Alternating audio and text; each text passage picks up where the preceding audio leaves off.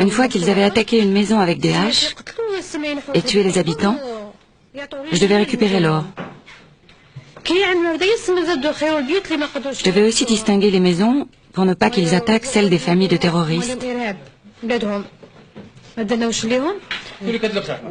Tu avais le visage caché? Non, mon visage n'était pas caché. C'est elle qui a coupé la main de ma femme pour lui prendre ses bijoux. Vous l'avez vu le faire? Je l'ai vue de mes propres yeux. Elle était déjà passée avec une autre personne bien avant le massacre, avec des gens soi-disant du recensement. Elle posait des questions du style « Depuis quand êtes-vous ici? Combien êtes-vous dans votre famille ?» Nous, on est des gens de la montagne, on ne savait pas. Alors on a répondu, on a donné nos papiers. C'est elle qui est revenue ensuite sur les lieux pour couper la main de ma femme. Elle avait une liste sur tout le monde. Un homme qui était avec moi conservait l'argent. Et moi, je gardais l'or. Et à la fin de l'opération, j'ai tout remis au chef. Tu as été payé?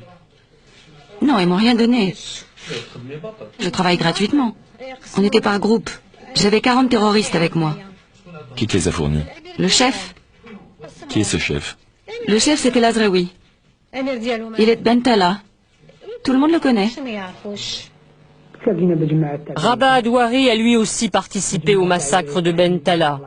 Arrêté le 17 octobre, il confirme que ce même Lazraoui a procédé au repérage plus d'1 mois avant le massacre et que c'est Mossad qui supervisait l'opération pour le compte d'Antar Zouabri.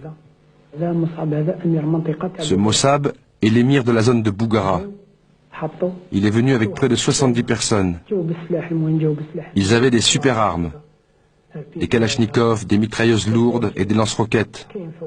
Il y avait des sections spécialisées dans le massacre, d'autres sections étaient chargées de les protéger, de couvrir leurs arrières. Ils mettent en place un dispositif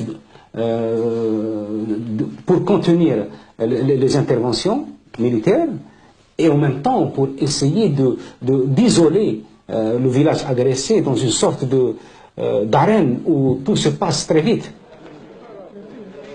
Des femmes enceintes sont éventrées, leurs fœtus crucifiés. Les autres femmes sont triées, elles sont considérées comme des butins de guerre.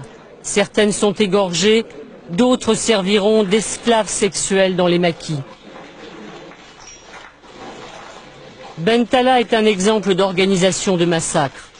Les terroristes commencent par poster des hommes aux extrémités des quartiers qu'ils ont investis pour empêcher les forces de sécurité d'approcher. Les accès à ces quartiers, les chemins de retraite sont préalablement minés. Les terroristes